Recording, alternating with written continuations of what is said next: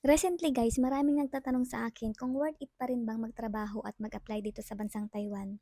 Hi, ako nga pala si Monina, isang dekada nang nagtatrabaho bilang factory worker dito sa bansang Taiwan.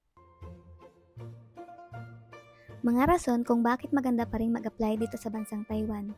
Madali na lang mag-apply dito sa Taiwan dahil madami ng agency ang walang placement fee. At syempre, isa ng agency ng company namin dito sa Taiwan ang no placement fee.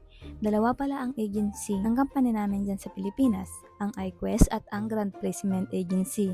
Search nyo lang ang kanilang FB page. At be aware po, syempre sa mga scammer. At guys, kapag nag-apply ka papunta dito sa Taiwan, no need mo nang mag-aral ng language nila. Wala nang training ng Mandarin dahil kahit basic na English or kahit barok-barok pa yan ay pwede na. At guys, huwag kang mag-alala dahil kahit no experience ka ng factory worker dyan sa Pilipinas, basta may vocational course ka or undergraduate ka, ay makakapasa ka. Kaya guys, apply na!